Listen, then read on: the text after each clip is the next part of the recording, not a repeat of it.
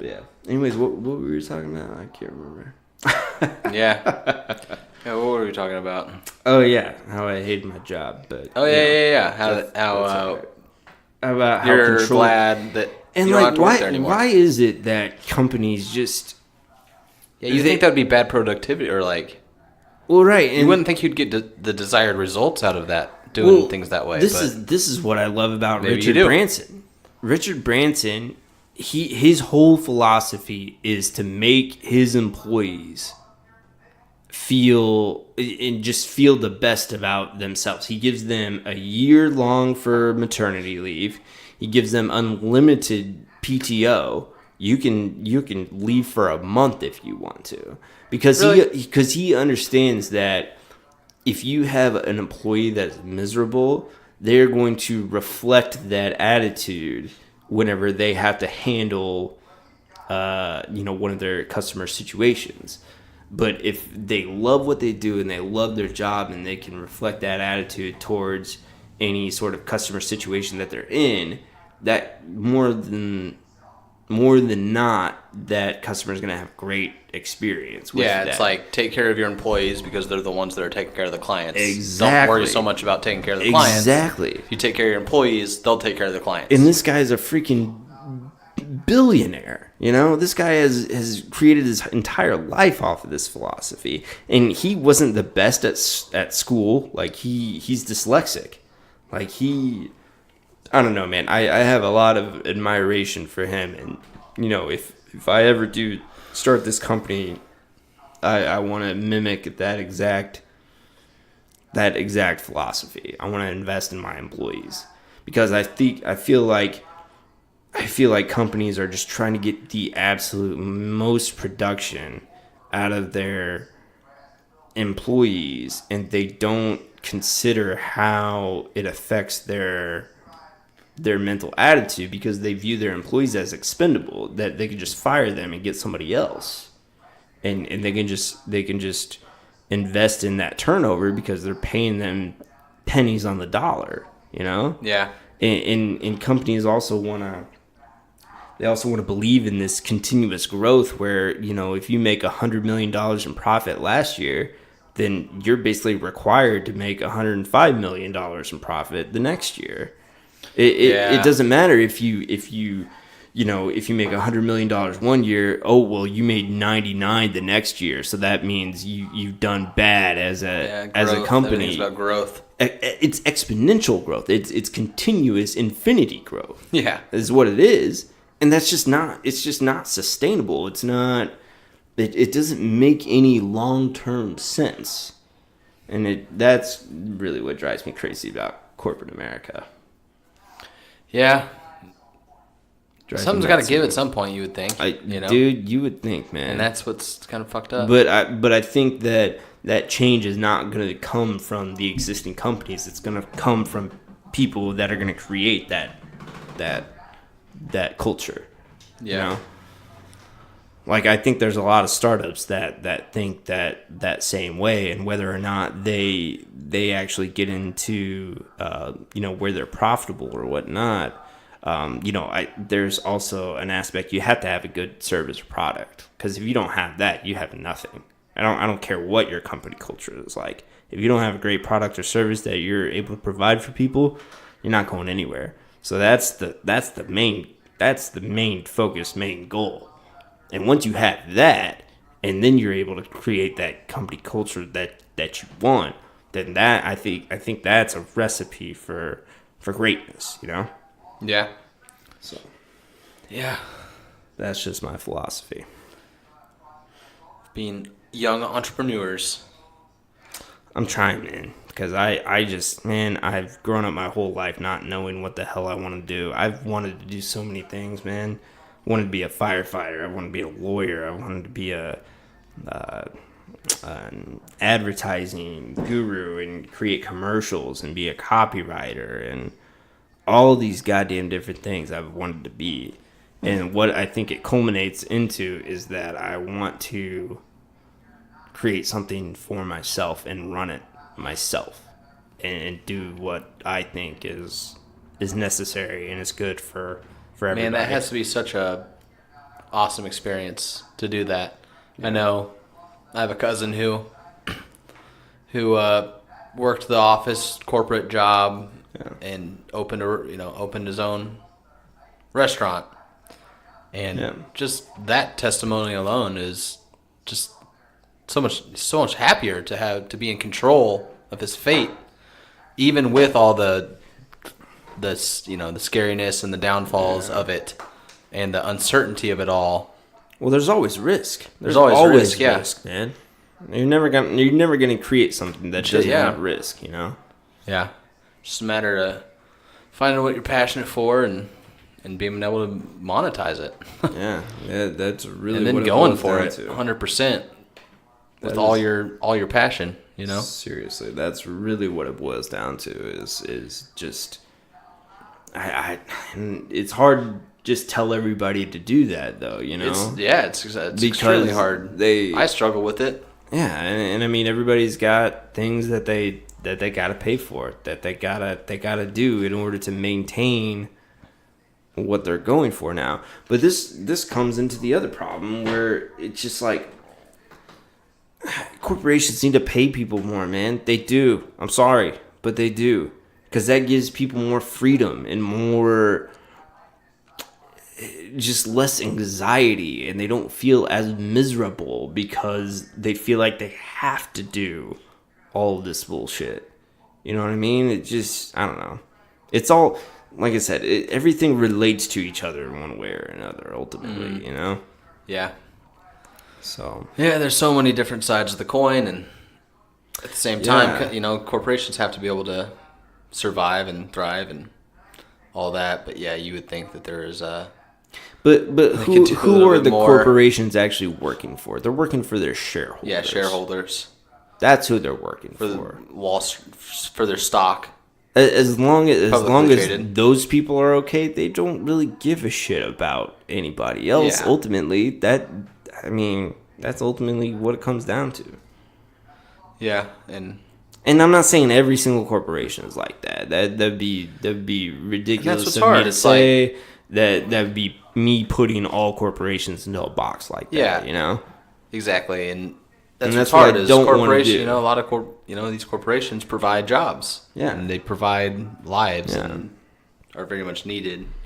But there's there's plenty of examples of corporate greed out there that just make you just so angry. Like there's this Netflix documentary.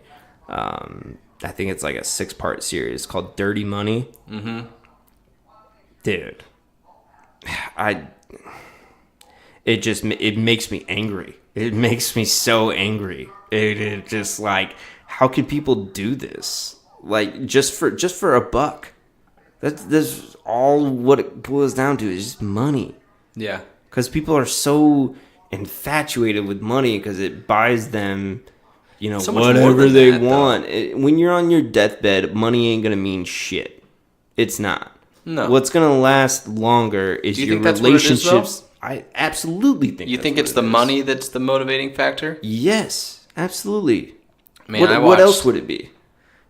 I would argue that societal pressures and societal, what am I trying to say?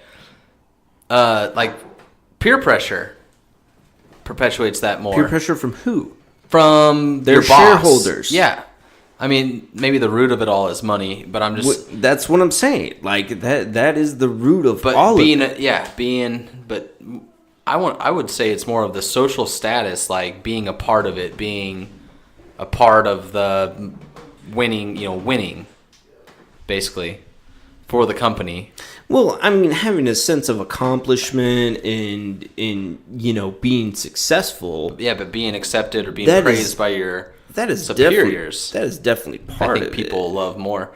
Okay, this is where I'm getting at. This is where I disagree with you, though, is because it is the superiors that are doing it. It's not these low level workers that are engaging in this activity. These are the executives and the people that run this company. That's who this corporate greed boils down to, because they're the ones making all the decisions.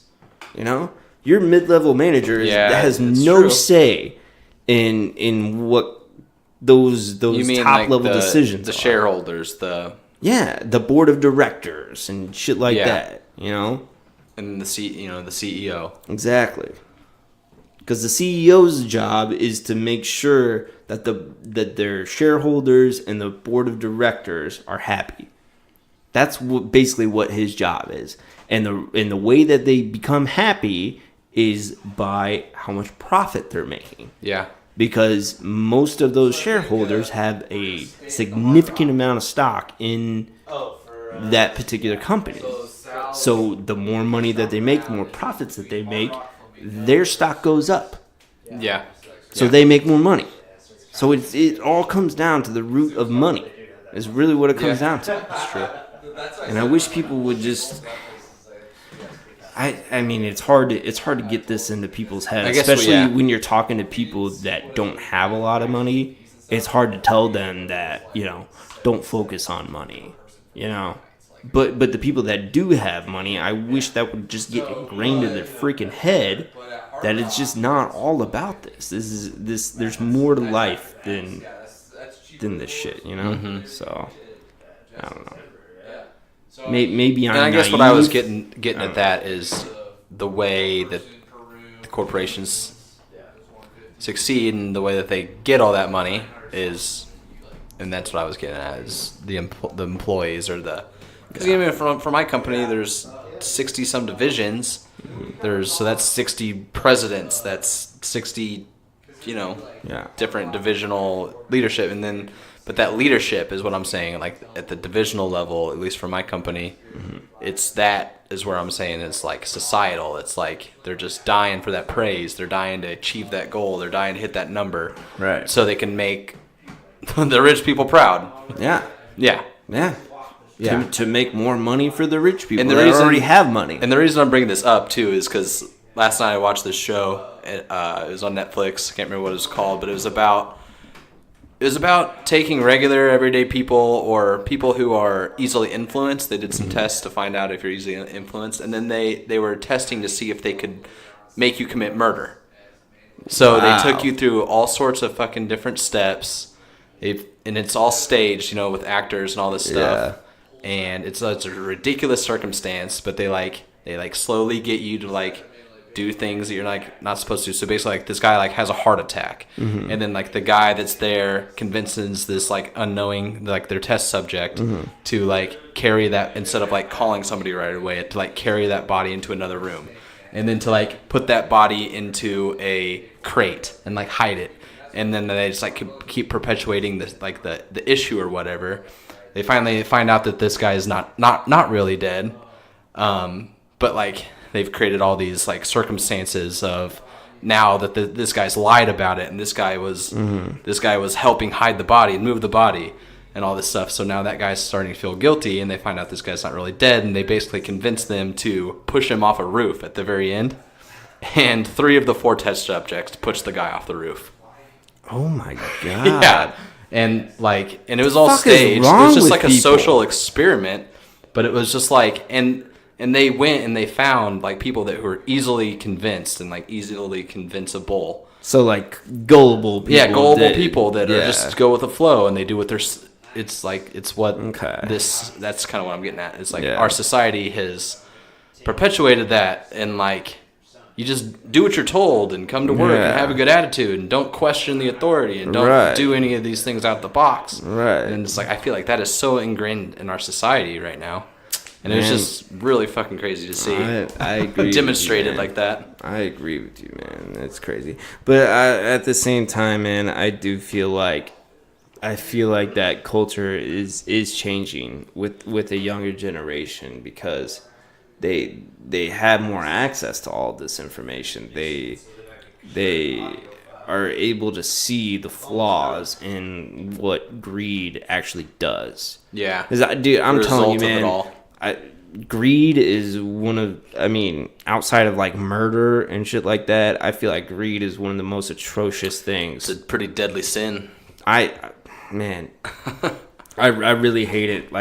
It really drives me so nuts, and it's hard to know what to do about it, because it's not like it's against the law, but at the same time, I just, there's so many people that want to claim that they're, and this has, I don't really have anything against religion, like if you're religious, whatever. But these people want to sit there and proclaim that there's these super good Christians and things like that, and they act in this greedy way, and it mind boggles me. Like, have you seen those mega churches that just take in all of that your money, Joel Osteen stuff that is untaxed, and they're like, I believe in God and he gave me a Ferrari, so you should too. You know who paid for that fucking Ferrari? The people that are going to your goddamn church. That's who's paying for that Ferrari. Yeah. You know? And your money's going untaxed. That's greed, bro. That is fucking greed. And I'm not saying, like I said, I have nothing against religion. Not all religious people are like that. That's just one example of that. Yeah, yeah. Of greed, and it just drives me nuts.